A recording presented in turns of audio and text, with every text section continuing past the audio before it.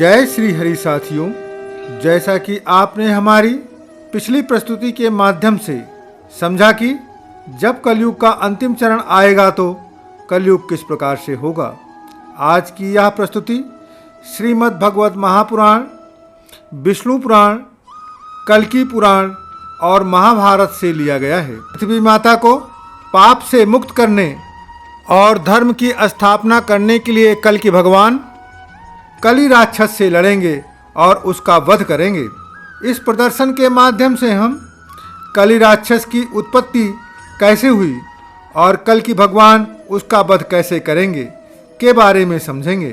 साथियों, सतयुग में एक बार ऋषि दुर्वासा ने इंद्र को एक पुष्पमाला भेंट किया और इंद्र ने उस पुष्पमाला को अपनी पत्नी इंद्राणी को दे दिया। इंद्राणी ने उस पुष्पमाला का अपमान किया। यह देखकर दुर्वासा जी को क्रोध आ गया और उन्होंने देवताओं को श्राप दे दिया कि जिस शक्ति का तुम्हें और तुम्हारे देवताओं को घमंड है वह शक्ति शीघ्र ही समाप्त हो जाएगी। वहीं दूसरी तरफ दैत्य गुरु शुक्राचार्य ने भगवान महादेव को प्रसन्न करके मृत संजीवनी मंत्र हासिल कर लिया, जिससे वह मृत दैत्यों को जीवित कर देते थे, जिससे देवता निरंतर कमजोर होते जा रहे थे और दैत्यों की शक्ति लगातार बढ़ती जा रही थी।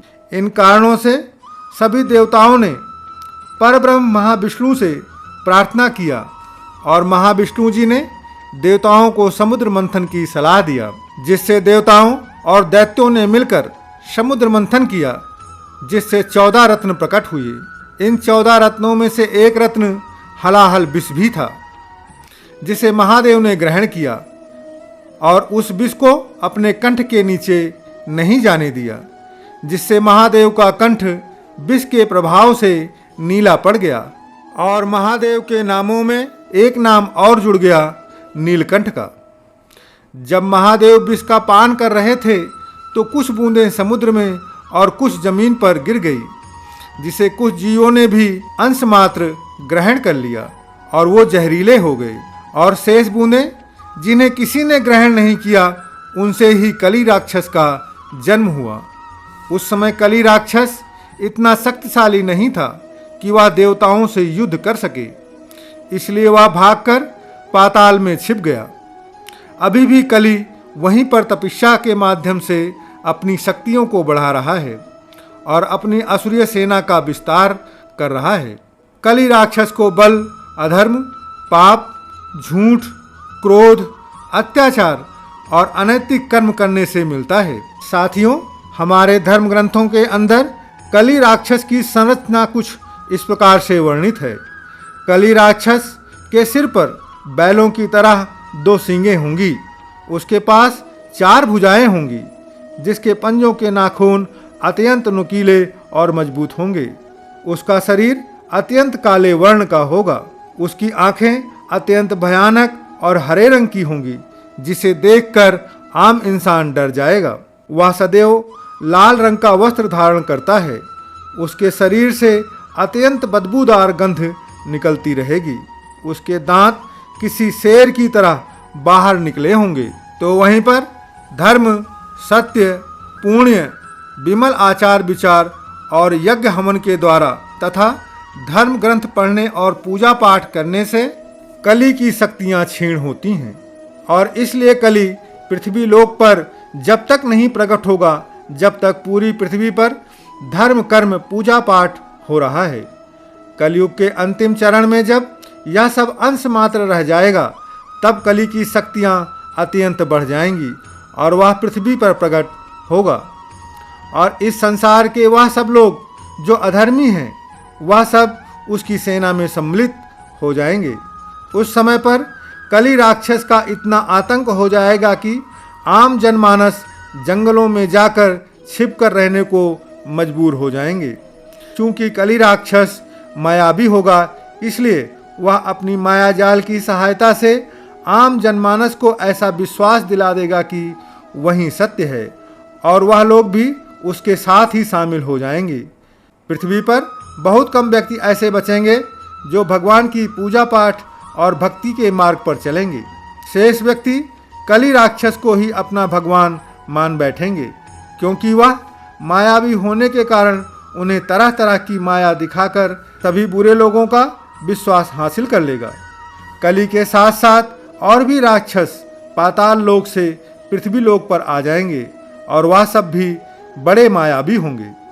इसी समय पर भगवान कल्कि का जन्म होगा और कल्कि भगवान से परशुराम भगवान का साक्षात्कार होगा। कल्कि भगवान उन्हें अपना गुरु बनने का अनुरोध करेंगे, जिसे परशुराम भगवान स्वीकार कर लेंगे और कल्कि भगवान को वह अपने साथ महेंद्रगिरी पर्वत पर लेकर चले जाएंगे और वहीं उन्हें शिक्षा देंगे। शिक्षा पूरी होने के उपरांत भगवान परशुराम कल्कि भगवान को महादेव की तपस्या करने के लिए कहते हैं और कल्कि भगवान महादेव को तपस्या करके खुश करते हैं और महादेव जी से सुनंदा खड्ग प्राप्त करते हैं। साथ ही महादेव उन्हें अनेक अन्य शक्तियां भी प्रदान करते हैं। कल्कि भगवान वापस आते हैं और अपनी योग माया से एक श्वेत अश्व को प्रकट करते हैं, जिसका नाम देवदत्त होगा। भगवान कल्कि अपने तीनों भाइयों सुमंत, प्रज्ञा और कवि के साथ मिलकर कल्कि से 3 दिवस तक युद्ध करेंगे। प्रथम दिवस कल्कि की माया से रचित सारी मायावी अस्त्र शस्त्र और माया जनित राक्षसों का वध करेंगे। दूसरे दिवस उसके तीनों पुत्रों दुम्बिष्णु, निराश्वती और विश्व ब्रह्मा के साथ साथ लगभग उसकी पूरी सेना का संहार करेंगे। तीसरे दिवस राक्षस कली और बचे हुए अधर्मियों का संहार करेंगे। कली का वध हो जाने पर उसकी दोनों पत्नियां, पहली पत्नी जिसके 2 नाम थे, दुरुक्ति और वाहिनी, दूसरी पत्नी जिसके 3 नाम होते हैं, अलक्ष्मी, ज्येष्ठा देवी और धूमवती, कल्कि भगवान के पास आकर भगवान से प्रार्थना करेंगी और अपने पति का मृत शरीर मांगेंगी। कल्कि भगवान अत्यंत दयालु और कृपालु होने के कारण उन्हें कली राक्षस का मृत शरीर सौंप देते हैं, जिससे वह कली का अंतिम संस्कार करती हैं। कल्कि भगवान दोबारा से धर्म की स्थापना करके कई वर्षों तक पृथ्वी पर राज्य करते हैं। साथियों, आपको यह प्रस्तुति कैसी लगी? कृपया कमेंट करके अवश्य बताइएगा। साथ ही यदि आप चैनल पर नए हैं तो चैनल को सब्सक्राइब करके परब्रह्म भक्ति सागर के परिवार का सदस्य बनकर मुझे अनुग्रहित करें। साथ ही बेल आइकन को अवश्य दबाइएगा, जिससे हमारे द्वारा प्रेषित प्रत्येक प्रस्तुति आपको सबसे पहले मिले। धन्यवाद। प्रेम से बोलो जय श्री हरि। बोलो कल्कि भगवान की जय।